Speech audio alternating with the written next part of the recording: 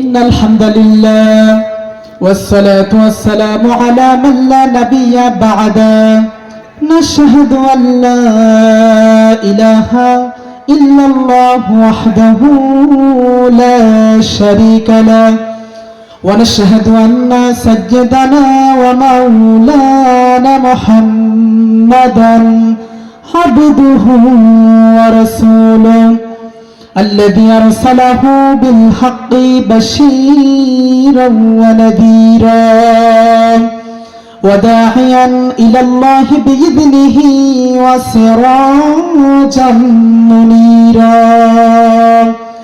জবান সরে মোহাব্বতের সঙ্গে একসঙ্গে পড়ি আউযু বিল্লাহি মিনাশ শাইতানির রাজীম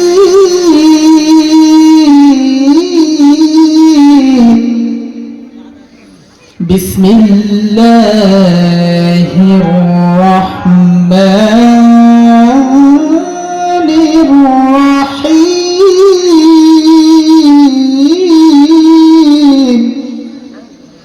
ومن الناس من يشري نفسه ابتغاء مرضات الله والله رؤوف بالعباد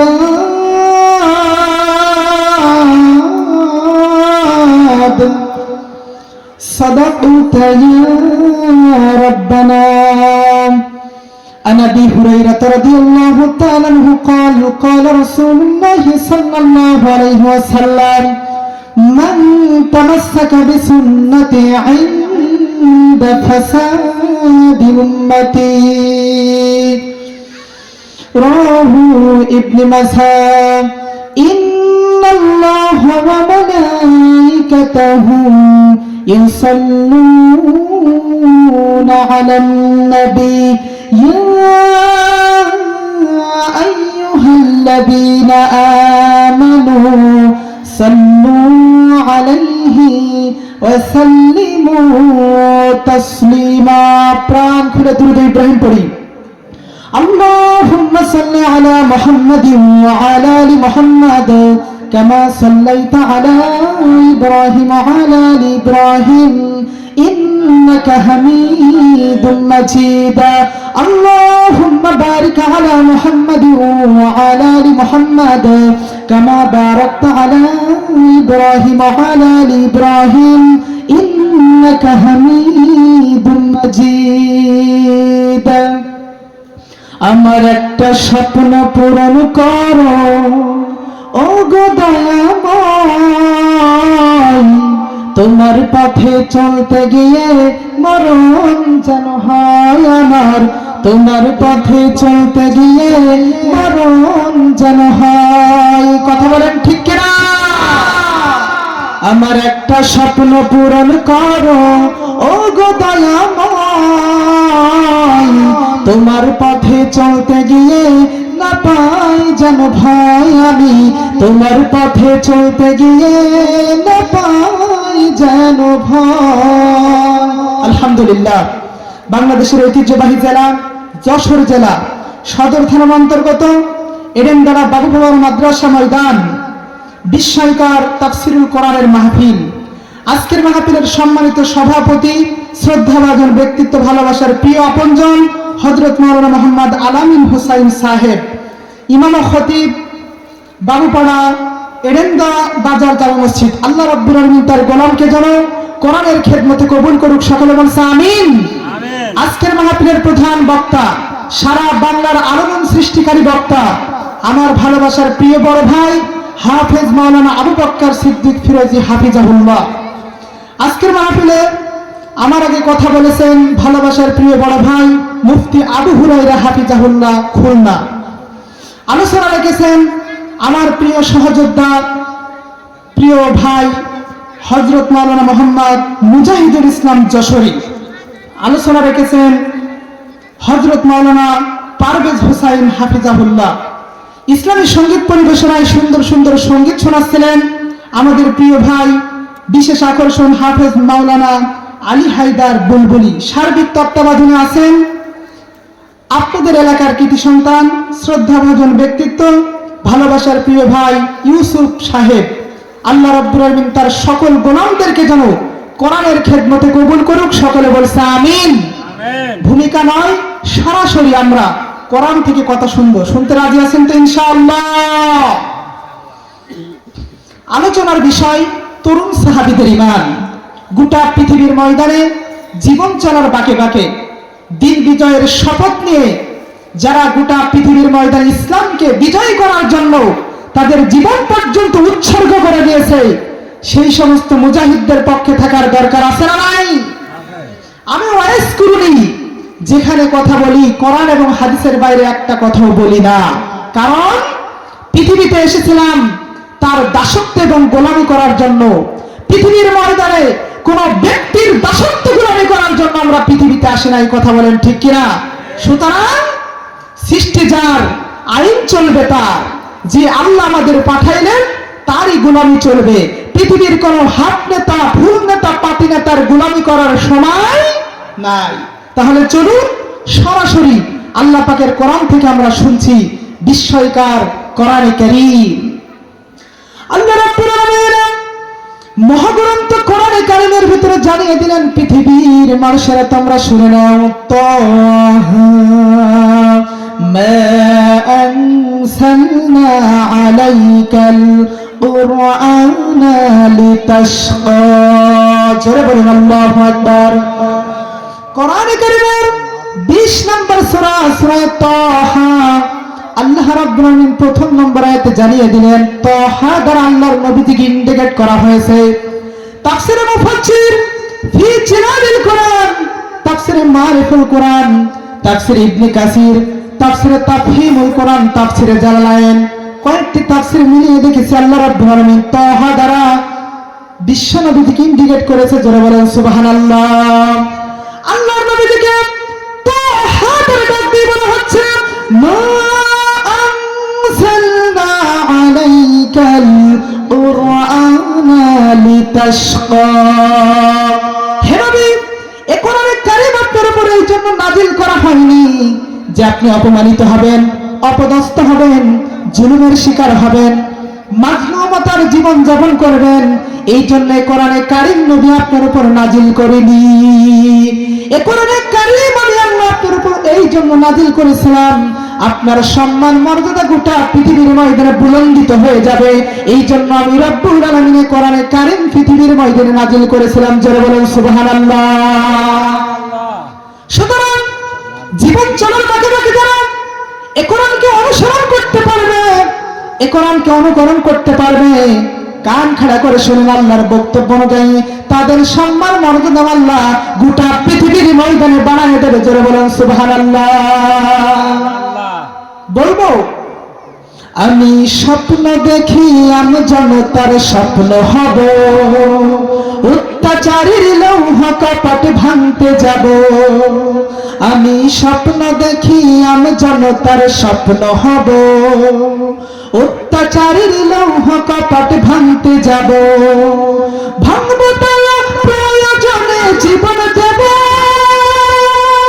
ভাঙব তালা প্রয়োজনে জীবন দেব। আমি বাঁচব না হয় শহীদ হব। আমি স্বপ্ন দেখি আমি জনতার স্বপ্ন হব, অত্যাচারীর লৌহ কপট ভাঙতে যাব, অত্যাচারীর লৌহ কপট ভাঙতে যাব। আমি স্বপ্ন দেখি আল্লামা সাঈদী হব। কথা বলেন ঠিক কিনা? আমি স্বপ্ন দেখি আল্লামা সাঈদী হব, প্রয়োজনে জেল জুলুম সব মেনে নেব। আমি স্বপ্ন দেখি আমি জনতার স্বপ্ন হব, অত্যাচারীর লৌহ কপট ভাঙতে যাব। আমি স্বপ্ন দেখি আমি জনতার স্বপ্ন হব, অত্যাচারীর লৌহ কপট ভাঙতে যাব। কথা বলেন ঠিক কিনা? তাহলে জীবন চলার বাঁকে বাঁকে আমরা একজনকে খুশি করব, তিনি কে?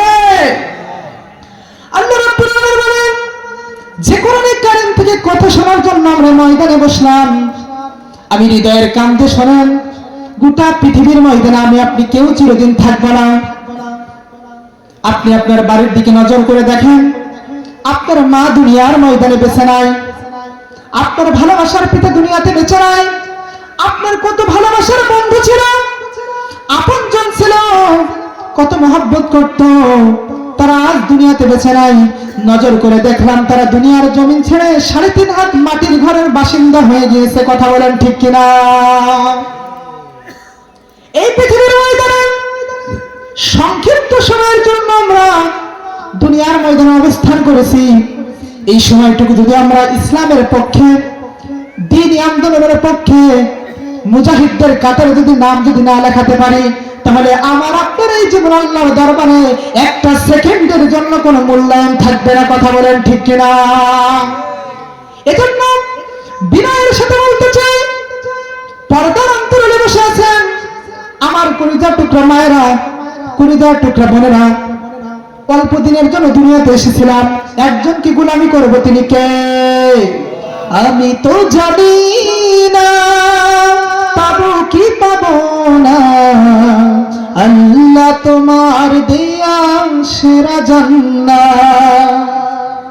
আমি তো জানি না পাবো কি পাবো না, আল্লাহ তোমার দেয়া সেরা জান্নাত। কথা বলেন ঠিক কিনা?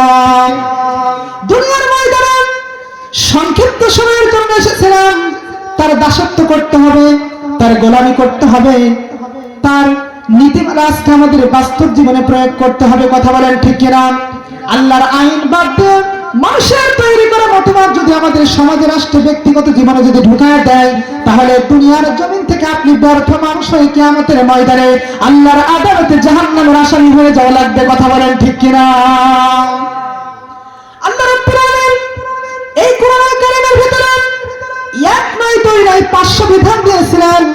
পরিবার জীবন কেমন করে চালাতে হবে, সামাজিক জীবন কেমন করে চালাতে হবে, অর্থনৈতিক জীবন কেমন করে চালাতে হবে, রাজনৈতিক জীবন কেমন করে চালাতে হবে, গোটা পৃথিবীর সমস্ত ব্যবস্থাপনা কোন সেন্টিমেন্টে পরিচালিত হওয়া লাগবে, সমস্ত নীতিমালা আল্লাহ রাব্বুল আলামিন একটা একটা করে এই কোরআনের ভিতরে কোড করে দিয়েছেন। জোরে বলুন সুবহানাল্লাহ। Islam is the complete code of life. ইসলাম হচ্ছে পূর্ণাঙ্গ জীবন ব্যবস্থা। যারা ইসলামের পথে থাকবে, কোরআনের পথ মত অনুসরণ করবে, তাদের জীবনে বরকত নাজিল করবেন কে?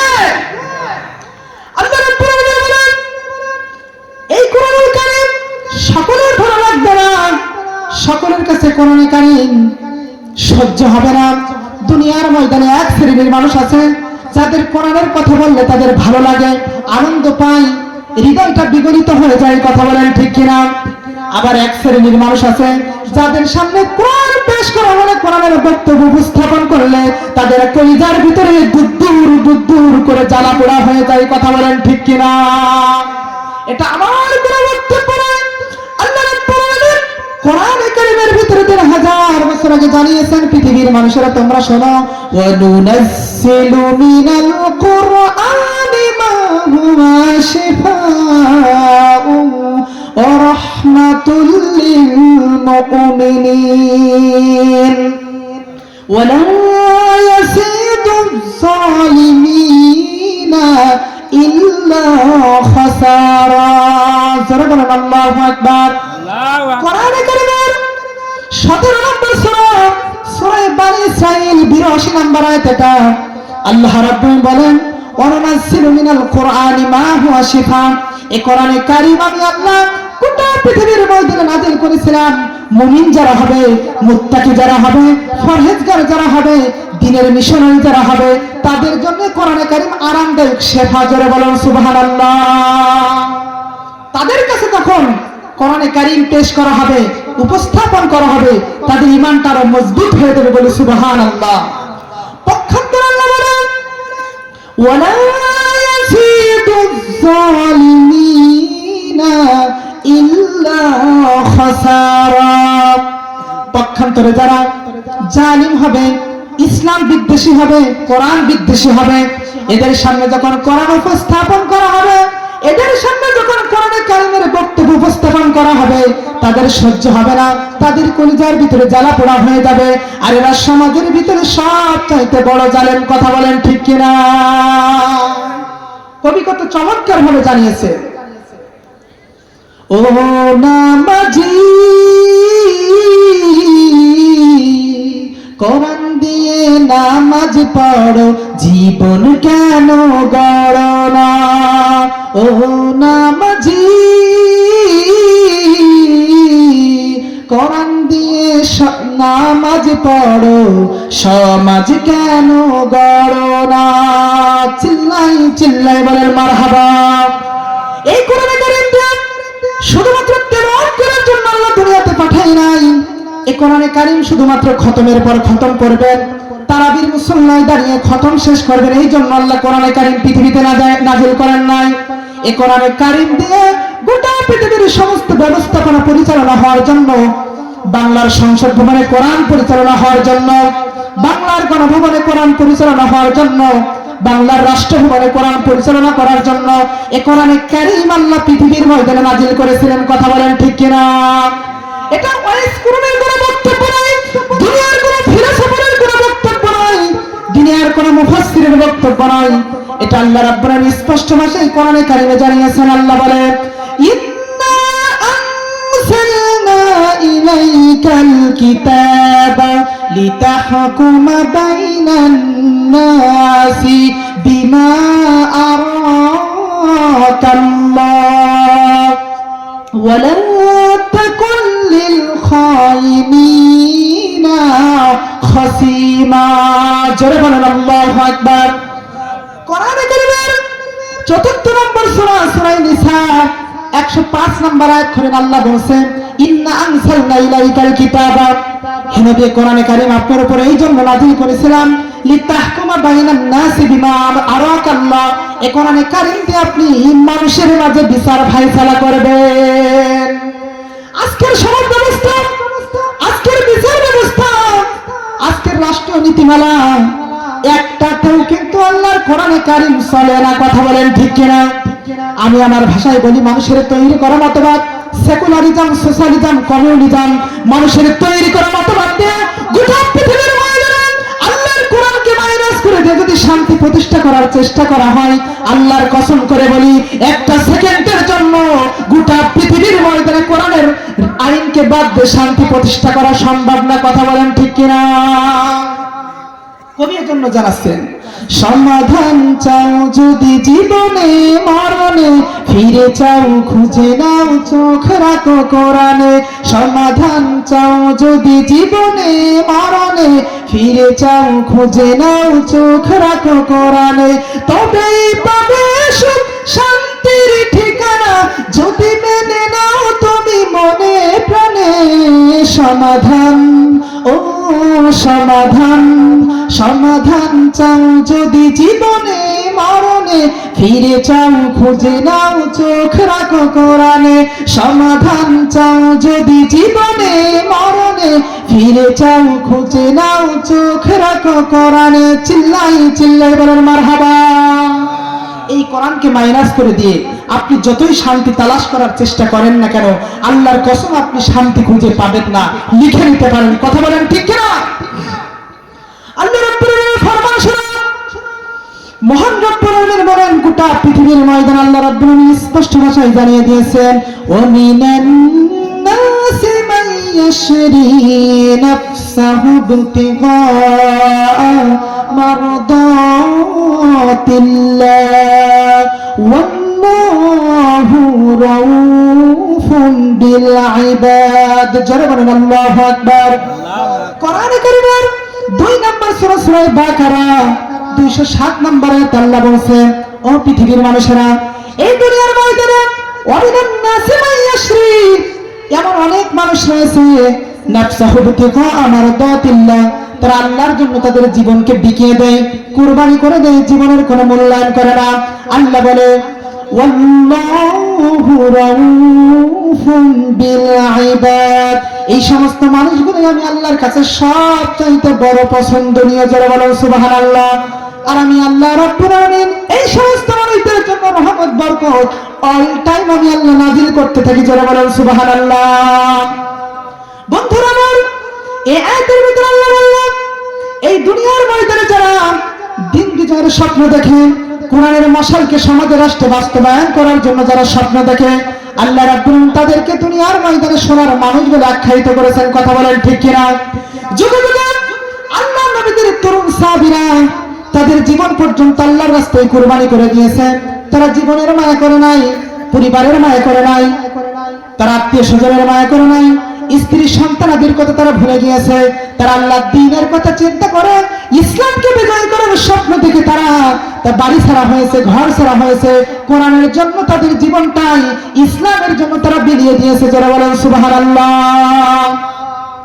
আল্লাহ রাব্বুল আলামিন বলেন, পৃথিবীর মানুষেরা তোমরা শোনো, এই পৃথিবীর ময়দানে আল্লাহ রাব্বুল আলামিন স্পষ্ট ভাষায় মানবতার কল্যাণের জন্য স্পষ্ট ভাষায় আল্লাহ জানিয়ে দিলেন, وقال الذين كفروا لا تسمعوا لهذا القرآن والغوا فيه لعلكم تغلبون। এই পৃথিবীর ময়দানে এক শ্রেণীর মানুষ কোরআনী আন্দোলন, দ্বীনি আন্দোলন, ইসলামের কর্মসূচি বাস্তবায়ন হোক এটা তারা চায়। আবার আরেক শ্রেণীর মানুষ আছে যারা কোরআনের বিপক্ষে, ইসলামের বিপক্ষে, দিন বিজয়ের বিপক্ষে তারা অবস্থান করে। এরা হচ্ছে কাফের। এরা কোরআনের মাহফিল যেখানে হয় 140 জারি করে দেয়, কোরআনের মাহফিল যেখানে হয় সেখানে হট্টগোল বাঁধিয়ে দেয়, ঝামেলা সৃষ্টি করে, ত্রাস সৃষ্টি করে। কারণ তারা মনে করে কোরআনের মাহফিলে ঝামেলা বাঁধিয়ে দিলে আমরা বিজয় অর্জন করব। কথা বলেন ঠিক কিনা? কিন্তু মনে রাখতে হবে, গোটা পৃথিবীর ময়দানে যুগে যুগে যারা এই কোরআনের বিরুদ্ধে অবস্থান করেছে, ইসলামের বিরুদ্ধে অবস্থান করেছে, জালিমের ভূমিকায় যারা রূপান্তরিত করেছে হয়েছে, আল্লাহ রাব্বুল আলামিন তাদের একটাও পৃথিবীর মধ্যে টিকিয়ে রাখেন নাই, জুতার বাড়ি দিয়ে তাদের পৃথিবীর জমিন থেকে বিদায় করে দিয়েছে। কথা বলেন ঠিক কিনা? তার বাস্তবতা আমরা দেখেছি 5ই আগস্টের মাধ্যম দিয়ে। আমাদের মতো তরুণ ছাত্র জনতার গণ অভ্যুত্থানের মাধ্যম দিয়ে বাংলাদেশ স্বৈরাচার শেখ হাসিনা গোটা বাংলার ময়দান থেকে লাঞ্ছিত, অপমানিত হয়ে পালিয়ে যেতে বাধ্য হয়েছে। কথা বলেন ঠিক কিনা? আমি যখন এই স্বৈরাচারের কথা বলি তখন আমার মনে পড়ে যায় আজ থেকে 850 বছর আগের রাজা লক্ষণ সেনের কথা।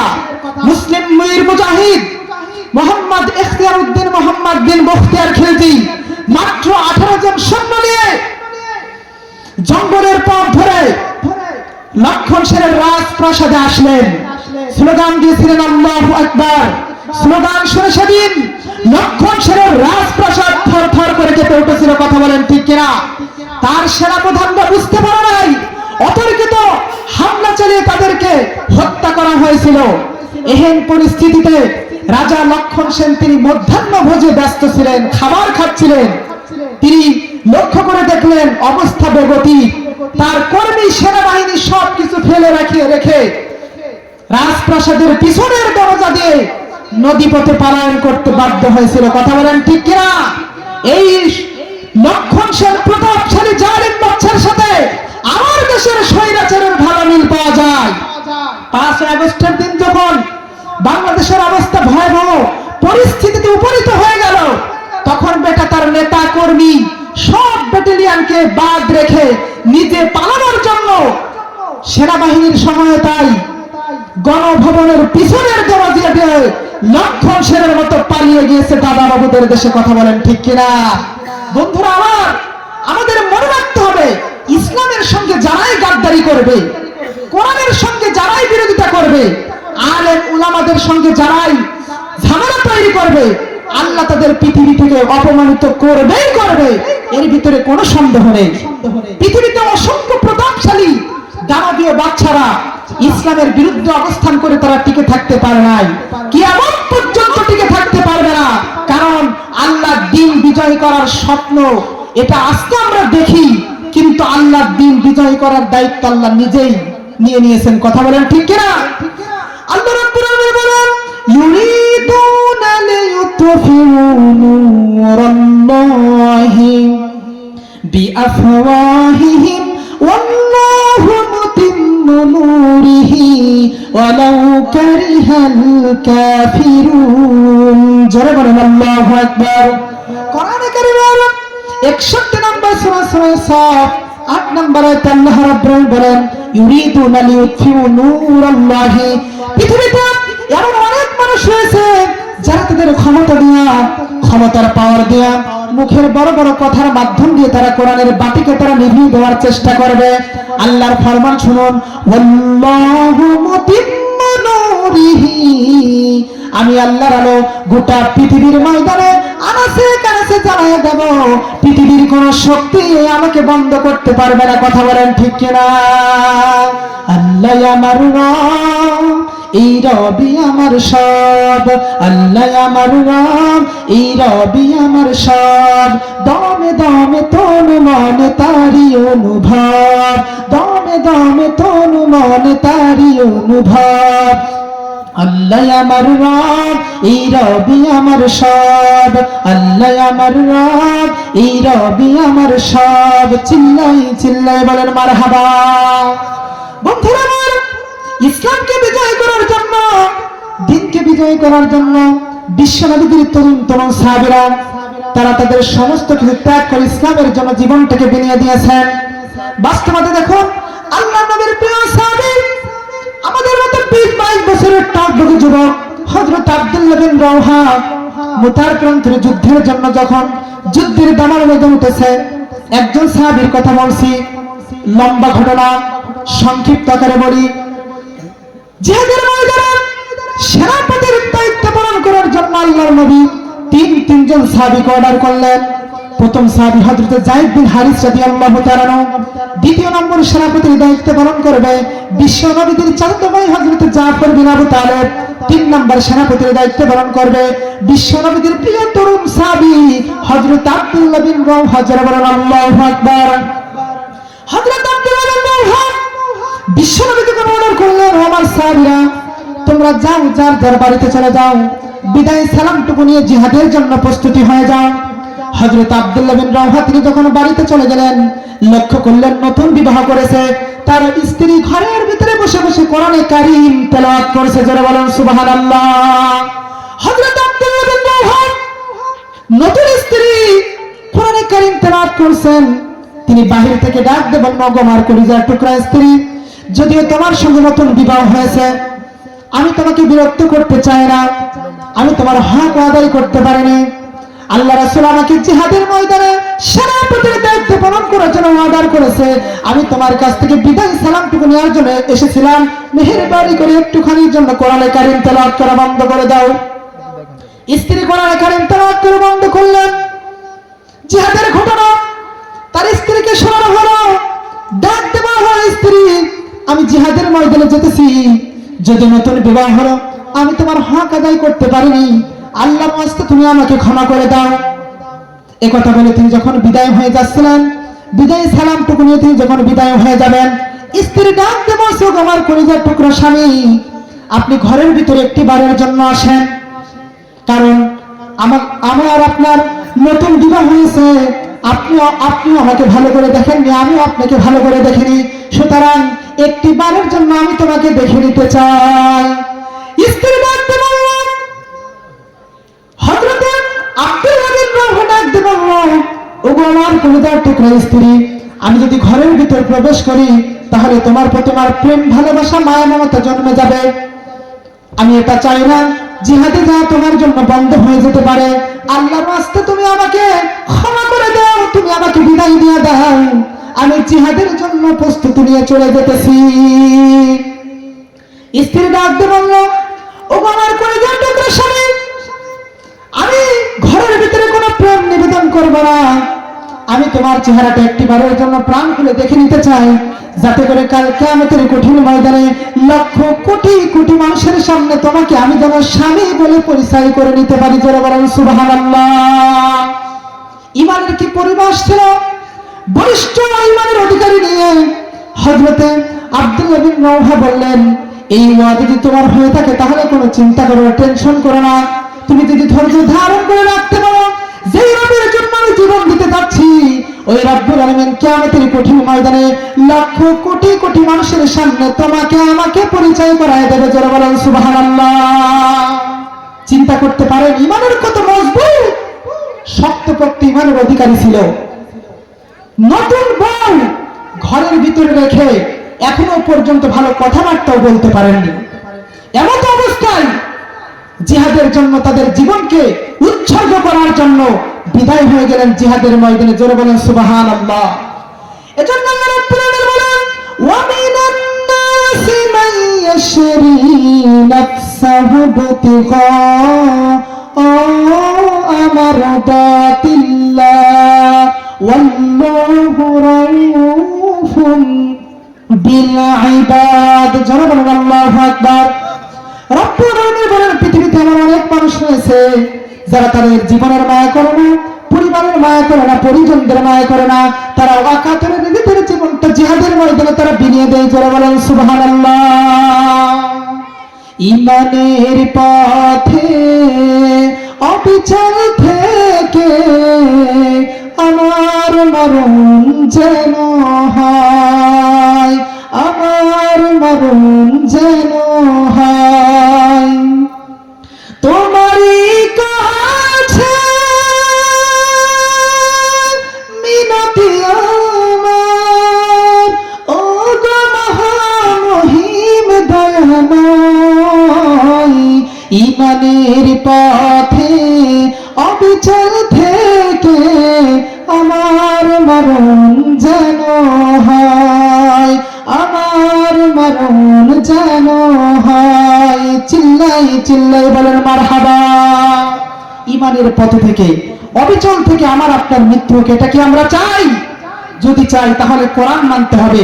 কোরআনের প্রত্যেকটি নীতিমালা আমাদের বাস্তব জীবনে বাস্তবায়ন করা লাগবে। কথা বলেন ঠিক কিনা?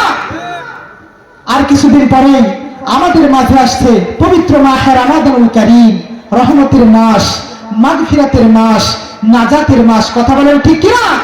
এই রমাদান মাস আমি বলে থাকি এটা হচ্ছে আমার আপনার জীবনের জন্য একটি মাইল ফলক। যে ব্যক্তি রমাদান মাস পেল নিজের জীবনটাকে পরিবর্তন করে নিতে পারলো না, তার মতো হতভাগা নিকৃষ্ট পৃথিবীর সমাজ আর কেউ হতে পারে না। এই রমাদান মাসের কয়েকটি মূল থিম রয়েছে, তার ভিতরে গুরুত্বপূর্ণ একটি বিষয়, দুই হাত খুলে আল্লাহর রাস্তায় দান করতে হবে। রাজি আছেন তো ইনশাআল্লাহ? রমাদান মাস এমন একটি মাস, একটি টাকা দান করলে 70 টাকায় রূপান্তরিত হয়ে যায়। একটি ভালো কাজ করলে 70টা ভালো কাজের সওয়াব পাওয়া যায়। বলি সুবহানাল্লাহ। এরকম মর্যাদাপূর্ণ মাসকে সামনে রেখে যদি আমরা শপথ নিতে পারি তাহলে আমাদের জীবনটা পরিবর্তন করে দিবেন কে? বলতেছিলাম আল্লাহ নবীর তরুণ সাহাবীরা ইসলামের জন্য তাদের জীবন কুরবানি করে দিয়েছে।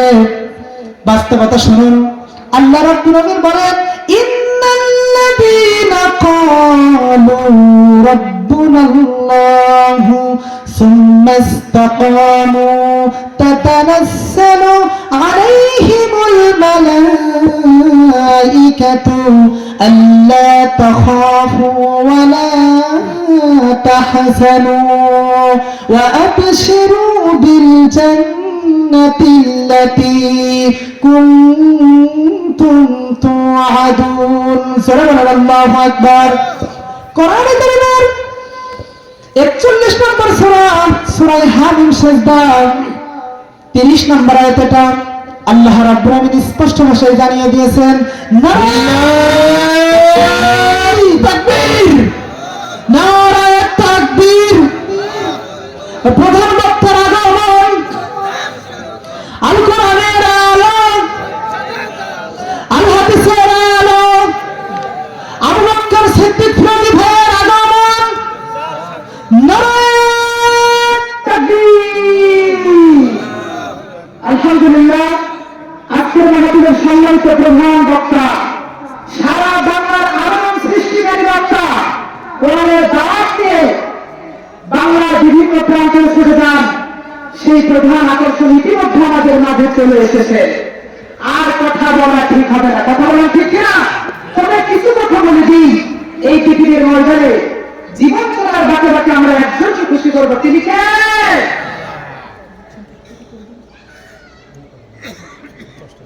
সম্মান বন্ধুরা, আর কিছুদিন পরে আমাদের মাঝে এসেছে রমজান। এই রমজানের প্রস্তুতি নিয়ে আমাদের জীবনটা যেন নতুন করে গঠন করার তৌফিক দান করুক। সকলে বলতে আমিন। আমরা একসঙ্গে বলি, মাহে রমজান এলো বছর ঘুরে, মুমিন মুসলমানের দারে দারে। মাহে রমজান এলো বছর ঘুরে, মুমিন মুসলমানের দারে দারে। পাবি পাবি আইরে ছুটে, খুদার কালাম কোরআনের লুটে। মাহে রমজান এলো বছর ঘুরে, মুমিন মুসলমানের দারে দারে। মাহে রমজান এলো বছর ঘুরে, মুমিন মুসলমানের দারে দারে। রহমতের পয়গাম নিয়ে, মাগফিরাতের ক্ষমা নিয়ে, আবার ফিরে এলো মোদের মাঝে। মাহে রমজান এলো বছর ঘুরে, মুমিন মুসলমানের দারে দারে। মাহে রমজান এলো বছর ঘুরে, মুমিন মুসলমানের দারে দারে। মাহে রমজান এলো বছর ঘুরে, মুমিন মুসলমানের দারে দারে। চিল্লাই চিল্লাই বলেন মারহাবা। সম্মানিত প্রিয় বন্ধুরা, আসলে একটা সাবজেক্ট নিয়ে আলোচনা করতে গেলে লম্বা হিউজ টাইমের প্রয়োজন হয়। তারপরেও সংক্ষিপ্ত সময়ে আমরা যে তথ্যগুলো জানতে পেরেছি, জীবন চলার বাঁকে বাঁকে পৃথিবীর কোনো ব্যক্তিকে ভয় নয়, একমাত্র আল্লাহকে ভয় করে এই পৃথিবীর ময়দানে যেন আমাদের বিচরণ করার তৌফিক দান করুন। সকলে বলছে আমিন। বিশেষ করে আজকের মাহফিলের সার্বিক তত্ত্বাবধানে আয়োজনে আছেন আমাদের প্রিয় কলিজার টুকরা প্রিয় ভাই ইউসুফ ভাই। আমরা সকলে তার জন্য দোয়া করব। তিনি একটা মাদ্রাসা করেছে, আলহামদুলিল্লাহ। এই মাদ্রাসাটা হলো এরেন্দা গ্রামবাসীর জন্য একটা বিশাল নিয়ামত। কথা বলেন ঠিক কিনা? এই মাদ্রাসার বরকতের ওসিলায় এই গ্রামের মানুষের আল্লাহর অনেক বেশি রহমত এবং বরকত নাযিল হবে। কথা বলেন ঠিক কিনা? এজন্য আমরা দোয়া করব এবং আপনাদের কাছেও আমি বলবো আপনারা সকলেই সহযোগিতা করবেন। প্রিয় ভাইয়ের মাদ্রাসাটা যেন অত্যন্ত সফলতার সাথে তার মাদ্রাসাটা যেন বাস্তবায়ন করতে পারে এবং এলাকা থেকে যেন কোরআনের হাফেজ আলেম যেন তৈরি করার একটি কারখানা হিসেবে আল্লাহ তাআলা যেন কবুল করুক। সকলে বলছে আমিন। তো আপনাদের কাছে দোয়া চাচ্ছি, আল্লাহ যেন কোরআনের এই কথাগুলো স্পষ্ট ভাষায় গোটা পৃথিবীর ময়দানে বলার তৌফিক দান করুক। সকলে বলছে আমিন। আর আপনাদের জন্য দোয়া করি, আল্লাহ রাব্বুল আলামিন যেন আপনাদের সকলকে ইসলামের জন্য এক একটি মুজাহিদ হিসেবে কবুল করুক। সকলে বলছে আমিন। বারাকাল্লাহু লানা ওয়া লাকুম ফিল কোরআনিল আযীম। আসসালামু আলাইকুম ওয়া রাহমাতুল্লাহি।